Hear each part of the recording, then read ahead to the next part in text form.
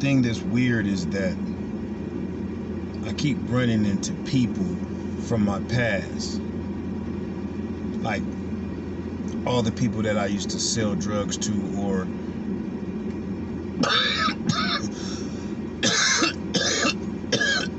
excuse me, with some of the heavyweights. I ran into a couple of them who I used to get weight from, and everybody asked me the same question, like, "What's up with you, man? What you doing now?" And I'd be like, "Yeah, you know, I just work for myself, you know.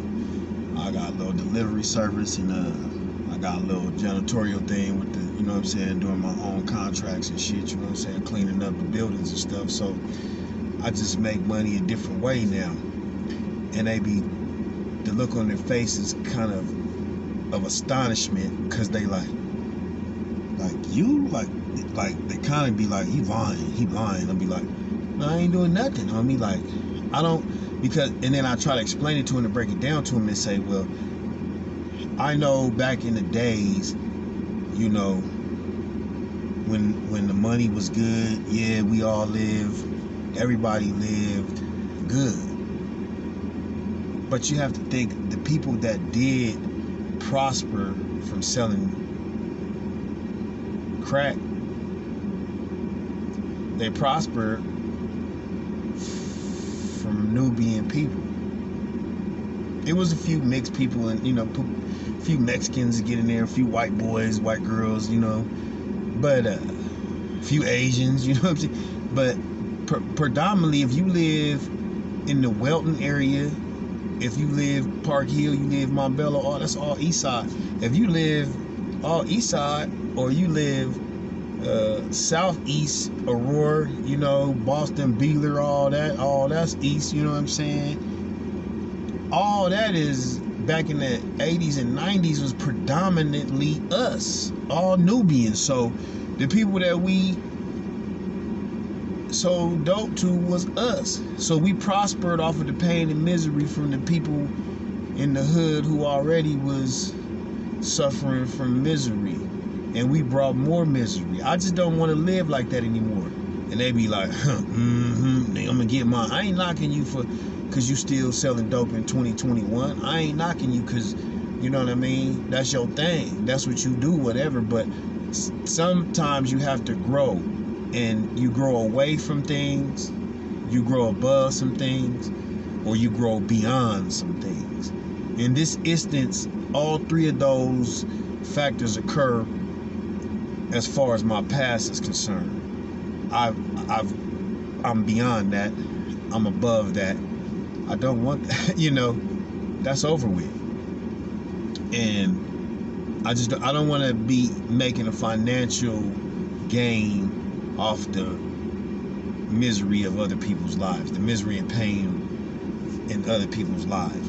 So they giving me their money to get this drug that the government brings in order for me and people like me to commit genocide. Or if you get caught, or you commit genocide and you go to jail, and then now you fulfilling the 13th Amendment, which is slavery is hereby abolished except for one who is incarcerated. So now you a legalized slave. And that number on your chest, when you go in there, they scan it like you a loaf of bread, because now they can, you know, how much you gotta pay, $3,000 a month to take care of him. Do you think DOC spent $3,000 a month on each inmate? With them raggedy greens we had, them raggedy bed sheets we had, you can only get new t-shirts, socks, and drawers every 3 to 6 months, something like that. If they ran low on supplies, it was 6 months. If they had supplies, you can get stuff every 3 months still. It still takes 3 months to get stuff, so it's like they ain't got just an abundance of stuff for us. So half of your stuff is 1 or 2 new t-shirts, and then you got 6, I think we was allowed 6 t-shirts or something, so you got 1 or 2 new t-shirts and 4 raggedy t-shirts. So the people is not paying $3,000 a month. DOC is not paying that much to take care of you and house you, so they're stacking that money up. So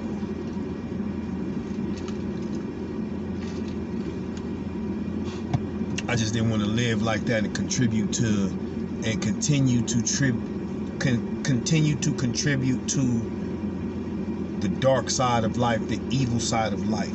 I've done enough bad. I've given the devil enough of my power and energy.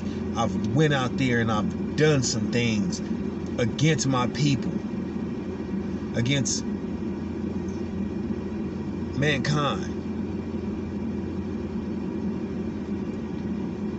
You've already lived that. You've done that.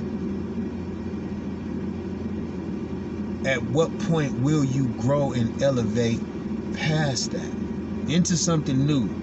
Everything doesn't have to be bad. Because if you believe everything is bad, then there's no way that God can exist in your mind. You can't say there's a most high or a high power or whatever you say it, however, the creator, whatever. There's no way. Because you have to be able to get away from the dark side, from the evil side of life, the bad things in life. I know everything ain't perfect and it always gonna be, Mayberry, Andy Griffith. But you don't necessarily like if there's a squab in the hood or something. If a dude don't want to fight, first a person has to be humble enough to say, cool, you don't want to scrap, then you need to apologize for what you said or whatever. And then the other person that was wrong needs to be humble enough to go ahead and apologize so y'all can squash it like men and just move forward. Or y'all get your heads up, knuckle up, and then it's over with. But, in most instances, the one that was the coward pulled the gun and just start shooting without even trying to. If you got the gun, you can just pull the gun and be like, hey, homie, I ain't trying to bang with you, homie, and I ain't trying to get in all that, homie, so just go on and squash it. And they see you got the gun, they pretty much gonna be like, all right, we can squash it. And you ain't gotta really shoot nobody, but people get so scared and they just bang, bang, bang, they shoot people unnecessary because it's a coward. It's a coward's move. But anyway, I was just saying, I was just tripping off because I just ran into, one of my old dudes, and he used to come and bring money. And he was like, man, woo, it's going down. And I'm like, yeah. He like, yeah. I'm like, yeah, it's cool, but it's going down for me too. It's just a different way. He like, what? You ain't I was like, nah. Man, you lying? Nah. For real, cause man, I just got off woo. That's great. That's beautiful. But I just told you that I have contracts and I'm doing buildings at night and I'm doing my deliveries in the day. That's why I'm sitting here chilling and waiting on my people to hit me, and the auto people, cause I got one is for delivering auto parts, and the other one is for furniture. So I gotta go with the furniture crew probably once a week, and then me myself, I do my auto like twice a week. Boom, that's cool. But I clean my janitorial, do the cleaning the buildings 7 days a week. It's only two hours a night. That ain't nothing. You can get up and get out for two hours for some bread. But they don't understand that I'm still hustling. I'm just hustling a different way now, And I just don't want to continue to be on contributing to things that make the world worse. I want to contribute into the things that make the world better. And so selling drugs is no longer a part of my life. Now if I got some weed, I'm smoking a blunt or something, and you like, man, what you got? I mean, I got some shake or something, man. That just got me an ounce of shake for $40 or something. And you be like, hey, man, let me get an eighth or something from you, man. Cool, I'll slide that to you. You know what I'm saying? That ain't no thing. That's just on boom, bam, bing. You know what I'm saying? But like really on some drugs, heroin, meth. I don't want it in the hood no more. I don't want it in the hood, so I don't want to sell it to my people.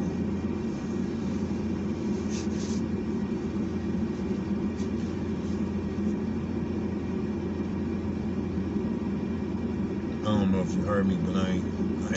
I'm just saying. So,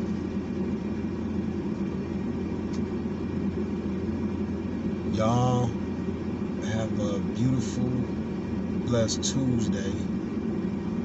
And man, be thankful for everything that you got, cause man, you never know when your day is coming, man. I just thinking about so many people that I lost too early. I feel like it was God's time, but for me it was just too early, because they was mine. I felt like too, but God like, nah, they mine. And I'm like, but they was mine too. You gave, why you give them to me? Why you didn't let me have them for life, man? Like ex-women, you know what I mean? You know, big brothers from another mother, little brothers from another mother, sisters from another mother, you know, just friends, loved ones, you know. And sometimes you don't be able to tell them exactly what you need to tell them before it's too late. So